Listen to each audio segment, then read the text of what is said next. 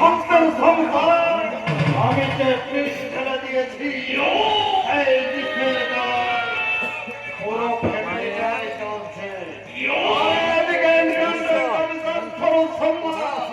ওই কয়েদি সেজে জেল খাচ্ছে আর প্রতিবন্ধা ওই সমস্ত জীবন স্বপ্ন মন ফোকরে উঠেছে ওই সরকারকে দিয়ে ওই শক্তিমানকে সাহস করে নিতে পারলে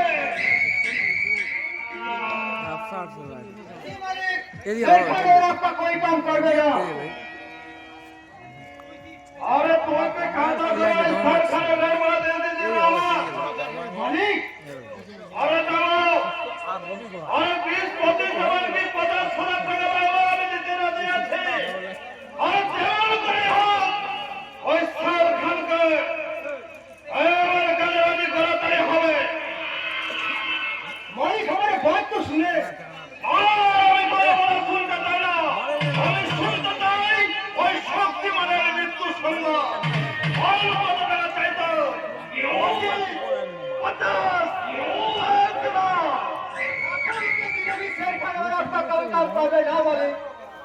बस्ती वाली लड़की ने शेर खान का दिमाग बिगड़ दिए शेर खान वो लड़की का साथ शादी कर दे बिहार का घर बसावे इंसान बन गए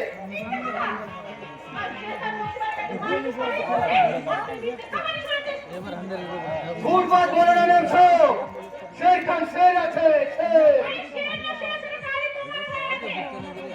আর তুই কি বলছিস সদা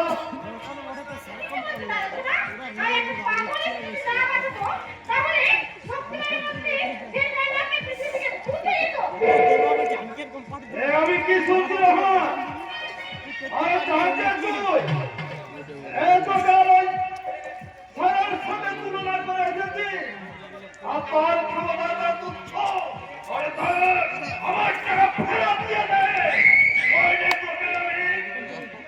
रुपया वापस करके रहमान अस्ताद अपने बात को छोटा न करने वाले मैं खुद ही शक्तिमान को पकड़ा ले शक्ति मुकाबले तू इतना यही बोल से ये उमर रहमान अस्ताद को कायर नहीं बोलेगा वाले बूढ़ा हड्डी नहीं रहमान अस्ताद हेल्की लगे दीजिए पारे हाँ वो शक्तिमान को हमें सर खाना कथे मेरा सुनता था और तार सर खाना खाते अभी और काम किंतु देखता था और द्वितीय बार शक्तिमान का मौका मिला हो कर लो और जवान करे हो कर तो के वही शेर खान का राजी सौराते हुए लेकिन शेर खान और हमारा बात सुनबे ना मालिक मेरा अपना बेटा होने तो साला मेरा बात जरूर सुनता मैम साहब लेकिन वो साला शेर खान तो आपके बंदे रहो शेर खान पर विजय बढ़ा और शेर खान गलती है रखे मालिक मेरा बेटा को हमें जरूर समझावे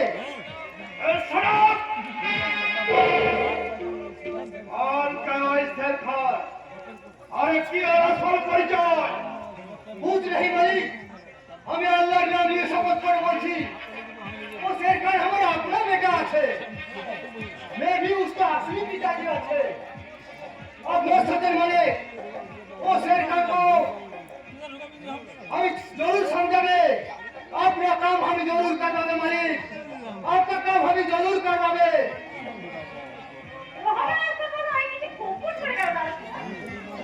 আরে কি কে কিন্তু কি গোপন করতে পারে বল আর সর খান যদি ওর নিজের বেটা না হয় তাহলে কে ওই সর খান আরে কে কে রহমান কি করলো শুধু তোমার বেটা না বাবা না আজকে এই সুচিন্তা আমার প্রেমে ঘোরা আরে তোর আবার কিসের সুচিন্তা আরে তুই হলে গিয়ে এই এমএলএ ভুজঙ্গা রে একমাত্র আরে আমি ঘুরবি একটাই বলি আরে যে ভাবে দাস জীবনটাকে সে ভাবে করে চালাবে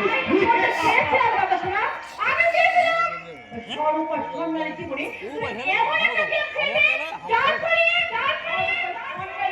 আপনি চিপকে বেরিয়ে আসতে বাধ্য হবে আর ঠিক সেই সুযোগে আমি স্টেট সাইড গেম খেলে ওকে জিতে নেব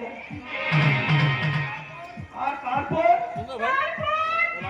ওকে তিলে তিলে শেষ করে আমি আমার জীবনে প্রতিশোধ নেব খেলতে চেয়েছিলাম যে তার কিন্তু সরু কেবল অফসাইডে বসে ফাউল করে বসবে যাক সিরিয়াসটা পরে একটু আমার মেনটেনশন করতে ইচ্ছে সিরিয়াস আপনার হ্যাঁ বিদেশ থেকে আমার এক বিশেষ পার্টনার হচ্ছে আর তাকে যদি ক্ষতি করা যায় আমি তাকে ক্ষতি করার জন্য আমি কাউকে পাচ্ছি না তার জন্য টেনশন কি আছে দাদা শোনা আমি তো আছি নাকি আরে তুই না না না এবার তুই কি কি কি করে করতে পারিস আরে তুই আমার মন হয়ে কিনা শুধু তুমি জানো আমি তোমার বোন আর সে তো জানছে না তোমার দেশকে খুশি করার দায়িত্ব আমি নিলাম আরে আমিও ঠিক এটাই চেয়েছিলাম আর যদি না চাইতিস তো তোকে আমি উল্টা করে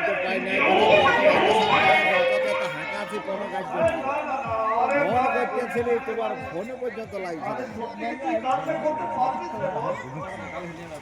লাগছেই না তাহলে তুমি দেখো গেস্টকে আমি কেমন করে বস করি ডোন্ট মাইন্ড দাদা শোনা তুমি মনে করো তুমি কি শান্তি বিজনেসম্যান আর আমি বিগ বিজনেসম্যানের এনজয় পার্টনার मेरा दिल प्यार का दीवाना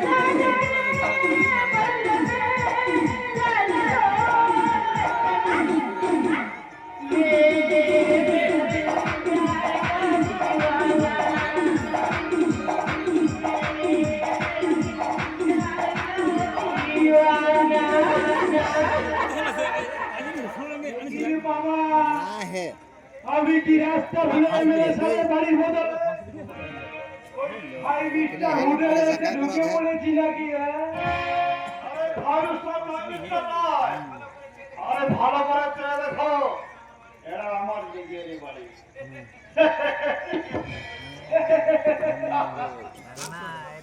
আপনার সংস্কৃতিতে একেবারে রাজকীয় ব্যাপার স্যার বাড়িতে বসেই এমন সুন্দরী মেয়ে ছেলের আমদানি করা শুধুমাত্র আপনাকেই মানায়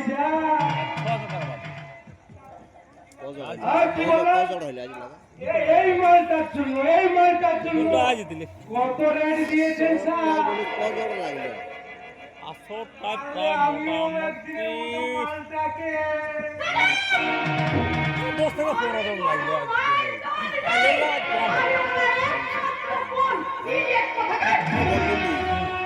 आज देना लगा लिया सब मैं तो माल बोले जानी কিন্তু কোন মালটাকে কার বোন তা কি করে জানবো সে আরে চলু খেয়ে অন্য হয়ে সবাই বাজে থাকে না আরে আমি তো কতবার বলেছি এই তো আপনি এখনকার খাবে না খেতাম না স্যার খেতাম না মা কালীর দিব্যি স্যার আগে আমি সব চুল্লু টুল্লু একদম কিচ্ছু খেতাম না। যেদিন এই চুল্লু খেয়ে সরকারি হারে কতগুলো মাথা আর মরে গেল, আর সরকার তাদের ফ্যামিলিকে 2 লক্ষ টাকা করে ক্ষতিপূরণ দিল। সেই দিন থেকে আমি আমার লাইফটাকে ইন্সুরেন্স করার জন্য এই চুল্লু খেতে শুরু করলাম। ও আর ইন্ডিয়ারে আমি আছি। আচ্ছা ঠিক আছে, তাহলে বসে বসে এই তো রাজু ভাই আছে, আমরা সবাই আছি, ঠিক আছে। ওই লাইফ ইন্সুরেন্স করাটা মানে তো ওই বছরে বছরে মোটা মোটা টাকা প্রিমিয়াম দিতে হবে স্যার, কিন্তু এই চুল্লু ইন্সুরেন্সে কোনো প্রিমিয়াম লাগবে না স্যার। শুধুমাত্র চুল্লু খেয়ে নেশা করলেই হলো। আর সেই নেশার ঘরে বেঘরে কোন রকমে প্রাণটা হারাতে পারলেই আপনার ফ্যামিলি পেয়ে যাবে করে 2 লাখ টাকা। এটা আমার ফোনটা ভেজে দিবি, হ্যাঁ না? আমি তো ফোন আনতে পারি না। হলে টাকার অঙ্কটা আরো কিছুটা বাড়তে পারে স্যার।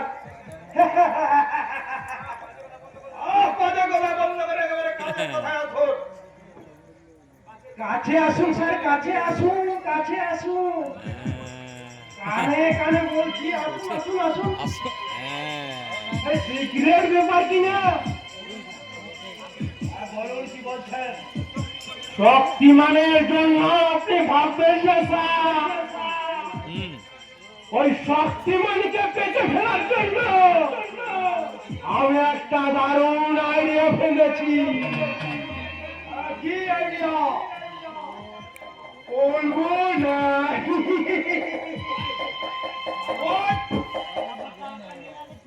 আমার আইডিয়াকে অ্যাপ্লাই করে আপনারাও শক্তিমানকে ধরে ফেলবেন, আর আমার পারিশ্রমিকটা মাঠে মারা যাবে। এদিকে তো একদম হচ্ছে না মশাই। শক্তিমানের স্বর্গাতঙ্গ সৃষ্টি করেছে। আরেকজন পুলিশ অফিসার হিসাবে ওই শক্তিমানকে অ্যারেস্ট করার দায়িত্ব কিন্তু আপনার। আজকালকার দিনে এর কতটুকু কর্তব্য পালন করছে স্যার? এই আপনার কোথায় ধরুন না স্যার, আপনার কোথায় ধরুন না। যারা যারা আপনাকে ভোট দিয়ে দিল তাদের পিছনে আপনি এখন ওই সাড়ে সর্বনাশ করে নিজের জীবনটাই সারা বছরটাকে পোষ মাস বানিয়ে ফেলেছে। নইলে ভোটে দাঁড়ানোর আগে যেখানে আপনার ওই ব্যাংক ব্যালেন্স ছিল মাত্র 5 লাখ টাকা, আর ওই এমএলএ হওয়ার পর ওই 4 বছরে সেই ব্যাংক ব্যালেন্স বেড়ে 5 কোটি ছাড়াই কি করেছে? আপনার ঘরে কি আলাদিনের আশ্চর্য প্রদীপ আছে নাকি?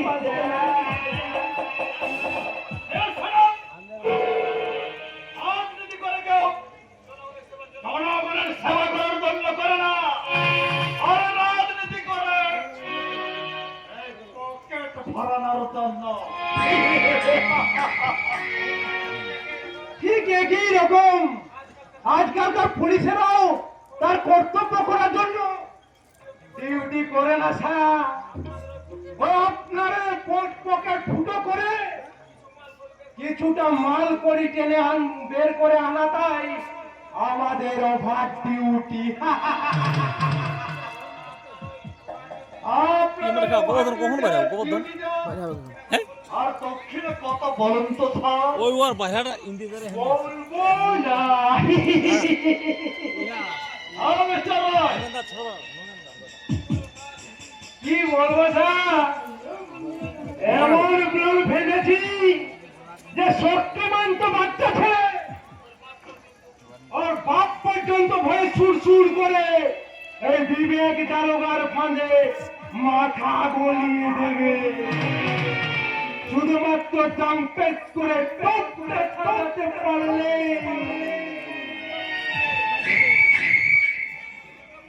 আর মিস্টার রয়, কিন্তু ওই টপটা কিসে বলবো এত তো মহা মুশকিলে পড়ে গেল। আর শক্তিমানকে ধরার জন্য আপনাদের কত টাকা দিতে হবে?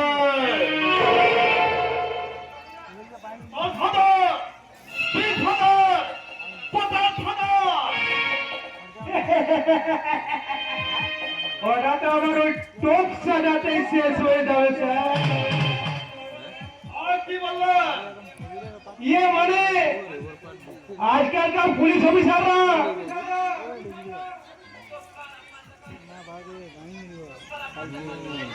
আপনার যে টাকার জোরে বলবান স্যার, আপনারা যত টাকা দিয়ে ঘুষ দিয়ে আমাদেরকে ঘুষ করবেন, আমাদের শক্তি ঠিক তত ঘুরে বেড়ে যাবে। হ্যাঁ, ঠিক আছে, ঠিক আছে। আপনাকে আমি 50,000 টাকা দেবো। আর কিন্তু যদি এই কাজটা না হয়, হবে না মানে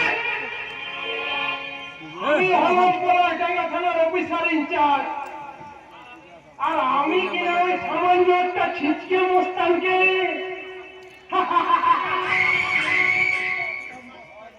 শক্তিমানের কানে আমার কথাটা পৌঁছাবে না তো?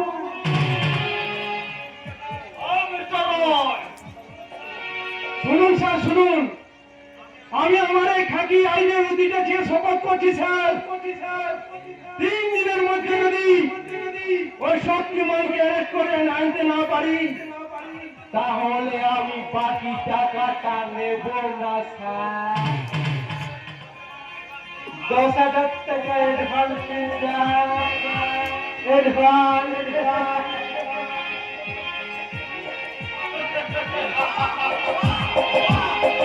নমস্কার। এই হলো আজকের সভ্য সমাজের নিদর্শনা। এটাই হলো আজকের স্বচ্ছ ভারতের বাস্তব চিত্র। এই পাগল আবার কোথা থেকে এলো? পাগলা টাগলা নয় স্যার, পাগলা টাগলা নয়, আমার মনে হয় ও একটা আস্ত ভিখারি। আর আজকালকার দেখছি ভিখারিরাও ওই দার্শনিকের মতো কথা বলে। বলবেন না, ভিখারিরাই তো হ্যাঁ, ঠিক আছে। এ দেশের সমাজ ঠিক আছে। ভালো করে কিনেছে। এ দেশের নেতা মন্ত্রী তো ছোট শুনি আছে কেন আমি না লিখে বিদেশের বেইতে টাকা জমা করে রাখছে। দেখান এর বাপ তো বলা আর তবুও এটা এ আমার দেশের অধিকাংশ মানুষ শুনি যে পাটটা করে না এটা আর কমে একদম ঠিক কথাই বলেছো তুমি, একদম ঠিক কথাই বলেছো। বড় লোকেরা তাদের ছেলে মেয়েদের বিয়েতে লাখ লাখ টাকা খরচ করছে। আচ্ছা অথচ সেই বিয়েতে পেটে যাওয়া লাখ লাখ টাকার দামি খাবার আমাদের মতো ভিখারিদের না দিয়ে কুকুরদের জন্য ডাস্টবিনে ফেলে দিচ্ছে। এই সমাজে মানুষের যে কুকুরের কদর বেশি হয়, সে কেমন সত্য সমাজ তোমরা বলতে পারো?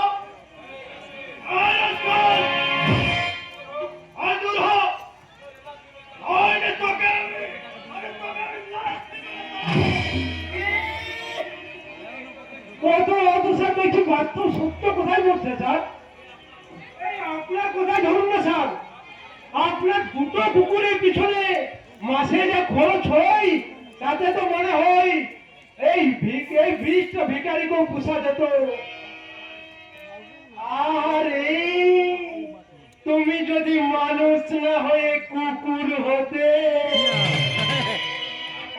তাহলে স্যার বোধহয় তোমার গলায় ওই রূপোর চেন পরে কুকুর মহলে সমাদরে পুষে রাখতো। তাকে কেন পরে তোমাকে পুষে রেখেছে, তাই না অফিসার? কি আজে বাজে কথা বলছো? কি আজে বাজে কথা বলছো? আইনের খাঁটি উর্দির সম্মানটাকে তো তুমি ধুলোয় মিশিয়ে দিয়েছ অফিসার। দেশের সমস্ত সম্মানের প্রতি ওই অশোক চক্র লাগায় ডুবিটা দিয়ে তুমি ঘুষের টাকা আড়াল করছো। এ কেমন পুলিশ গো তুমি? আমি নামেই পুলিশ, বুঝেছো?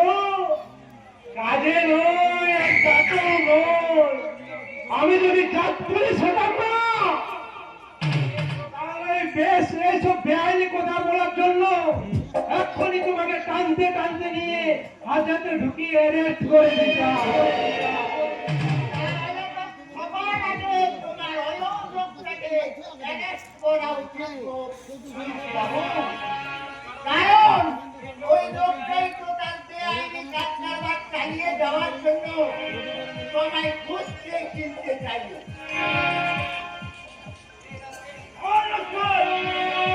আর তুই জানিস না যে কার সামনে দাঁড়িয়ে কি কথা বলছিস? যে হাত আমি আরে ছোট মেরে হাত বন্ধ করতে পারি না। আরে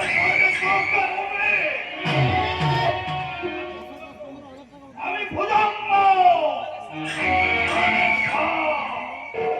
আমি কখনো কেউ মতো আমার মারি না, অজগরের মতো আস্ত গিরে খায়, আস্ত।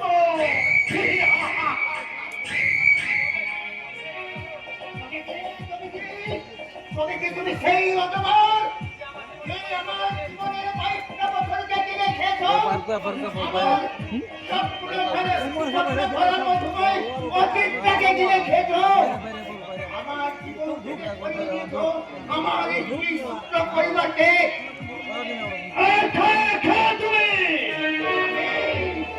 আমি ধ্বংসের মহাধূমকেতু, আমি সবকটা ছেড়ে বলবে, আমি মহাপ্রলয়ে মহানগরাজ, আমি টাইফয়েড, আমি ঘূর্ণি।